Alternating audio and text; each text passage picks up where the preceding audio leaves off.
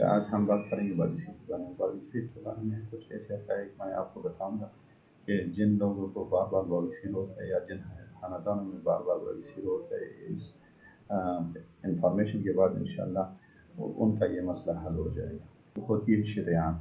शरेआन जो है ना वो दिल से खून लेके जाती है, पूरे जिस्म में फैलाती है। और एक होती है वरीद जो जिस्म से खून लेके जाती है दिल की तरफ। रगे तो जिस्म की हर जगह पे हैं, तो बड़ी आंत के आखिरी हिस्से में जहाँ पे फासिद मादा जो है ना कुछ वक़्त के लिए स्टोर होता है, वहाँ पे जो वहाँ की रगे है अगर वो फूट जाए और वो जो है ना लटक जाएँ नीचे की तरफ, तो दाने से बन जाते हैं, तो इसको बवासीर कहते हैं। मैं आपको थोड़ा से इस मिसाल से समझाता हूँ। आपने देखा होगा कि बाज़ लोगों के पाँव के अंदर आपको सब्ज़ रंग की मोटी-मोटी वरीदें नज़र आ रही होती हैं। ये वो रगें होती हैं जो खून नीचे से दिल की तरफ ला रही होती हैं। ऊपर से तो खून दिल जो है ना उसको पंप है दिल, वो खून को जो है ना वो पुश करता है, तो वो सारे जिस्म में फैल जाते हैं। लेकिन नीचे से ऊपर की तरफ खून लाने का जो तरीक़ाकार है उसमें ये है कि उसमें हमारे जो पटे हैं, जो हमारे मसल है,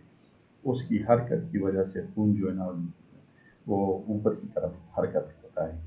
हमारे जो वरीद है उसके अंदर भी छोटी-छोटी से दरवाज़े लगे होते हैं। जब खून जो है ना वो आगे की तरफ चलता है, तो वो पीछे की तरफ इस वजह से नहीं आता कि ये दरवाज़े बंद हो जाते हैं ऑटोमेटिकली, तो वो ऊपर की तरफ ही जो पटों की हरकत से के मुताबिक जो है ना ऊपर की तरफ चलती जाती है। तो क्या होता है बाद वक़्त कि ये जो दरवाज़े ये ख़राब हो जाते हैं, हमारे जो वरीद है उनके बहुत ज़्यादा प्रेशर की वजह से उनकी दीवारों की लचक ख़त्म हो जाती है और वो मोटी होके उसमें से खून फिर जो है ना वो ऊपर की तरफ नहीं जाता और ज़्यादातर खून जो है ना वो नीचे ही रहता है।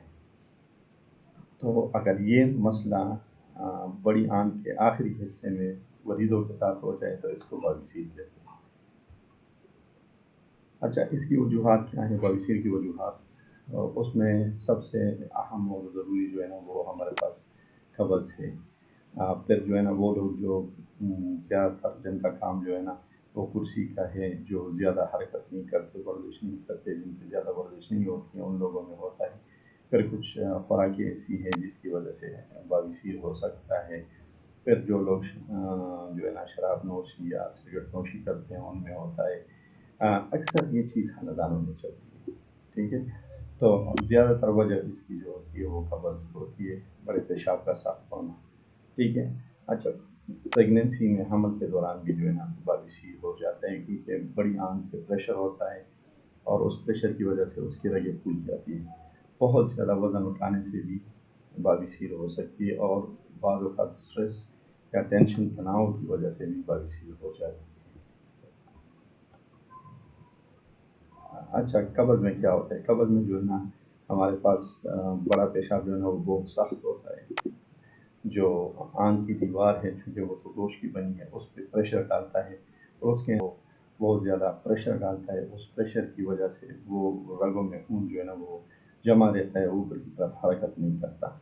ये पेशाब इस तरह सख्त हालत में यहाँ पे दीवारों पे प्रेशर डालता है तो खून की निकासी ऊपर की तरफ नहीं होती, तो वो दीवारें जो है ना वरीदों की वो उसमें लचक ख़त्म हो जाता है और वो फूट जाती है और उसमें खून जो है ना वो फिर रुका रहता है और वो अटक जाती है बड़ी आंत के आखिरी हिस्से में। अगर थोड़ी सी मकदार में हो तो उसको फर्स्ट डिग्री कहते हैं, फिर थोड़ी सी और ज़्यादा हो जाए तो सेकंड डिग्री, और फिर अगर बहुत ज़्यादा वो हो जाती है तो उसको थर्ड डिग्री, और जब वो नीचे की तरफ बड़ी आंत से नीचे लटक जाती है तो उसको फोर्थ डिग्री पाइल्स या हेमोराइड्स कहते हैं। बाद औक़ात ये वरीदें जो है ना नीचे की तरफ की जो वरीदें वो फूट जाती है, तो इसको एक्सटर्नल हेमोराइड्स कहते हैं, और जो अंदर की तरफ होती है उसको इंटरनल यानी अंदरूनी हेमोराइड्स कहा जाता है।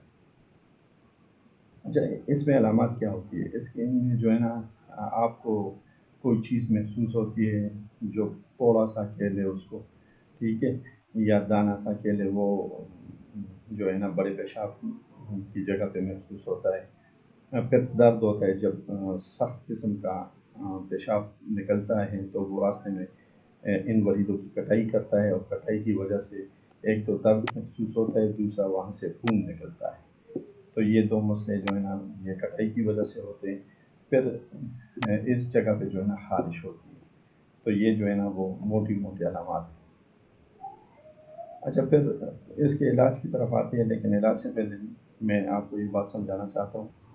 تو اکثر یہ چونکہ بڑے پیشاب کی سختی کی وجہ سے ہوتا ہے، تو ہمیں اس مسئلے کو اگر ہم حل کر دیں تو انشاءاللہ بواسیر نہیں ہوگا۔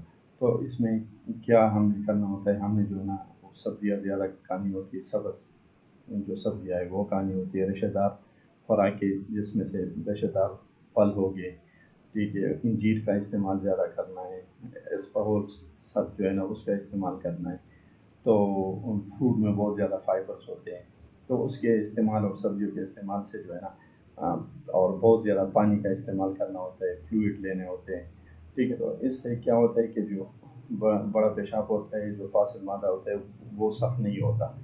بواسیر کا علاج جو ہے نا وہ ہم دوائیوں سے نہیں کر سکتے، اس کا علاج جو ہے نا وہ پھر آپریشن ہے۔ تو اس کو ہم جو ہے نا روک سکتے ہیں، لیکن علاج جو ہے نا پھر وہ آپریشن کے علاوہ کوئی حل نہیں ہے اس کا۔ تو آپریشن میں مختلف طریقے ہوتے ہیں، ایک تو بس یہ جو رگیں جو پھول جاتی ہے اس کو کاٹ کے نکال دیتے ہیں، ٹھیک ہے۔ دوسرا ایڈوانس طریقہ لیزر سے اس کو ختم کر دیتے ہیں، یا پھر اس کو ٹائٹ قسم کا باندھ دیتے ہیں، تو وہ کچھ دنوں میں جو ہے نا وہ خود ہی گر جاتا ہے۔ یہ مختلف طریقے ہیں بواسیر کو ختم کرنے کے۔ ایک جو ہوتا ہے وہ اسکلیروتھراپی، جس میں انجیکشن میں جو ہے نا وہ جو وین ہے، جو شریان ہے، اس کے اندر وہ ایسی دوائی ڈالتے ہیں جس سے وہ خود ہی جو ہے نا وہ سکڑ کے ختم ہو جاتا ہے۔ اچھا، اکثر آپ نے دیکھا ہوگا کہ لوگ یہ شکایت کرتے ہیں کہ میں نے فلاں سرجن سے آپریشن کرایا اور آپریشن ناکامیاب ہو گیا، پہلے تو کچھ عرصے تک میں ٹھیک رہا لیکن پھر مجھے خون کا آنا شروع ہو گیا۔ تو اس کی اصل وجہ جو ہوتی ہے وہ جو آپ کو میں نے سمجھائے کہ ایک بڑی آنت کے آخری حصے میں ایک دو شریانیں تو نہیں ہوتی، بہت ساری ہوتی ہے۔ ایک دو اگر پھول جائے اور وہ سرجن اس کو کاٹ کے نکال بھی دے، لیکن آپ کے قبض کا مسئلہ پھر بھی جاری رہے تو وہ دوسری جگہ جو ہے نا وہ پھول جاتی ہے، تو وہاں سے پھر خون آنا شروع ہو جاتا ہے۔ تو پھر لوگ کیا کہتے ہیں کہ میں نے فلاں سرجن سے آپریشن کرایا اور وہ آپریشن فیل ہو گیا۔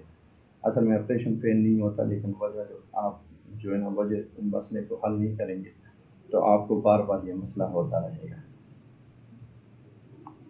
اس طرح کی معلوماتی ویڈیو کو دیکھنے کے لیے میرے چینل کو لائک کریں، کمنٹس کریں، شیئر کریں اور سبسکرائب کریں۔ والسلام۔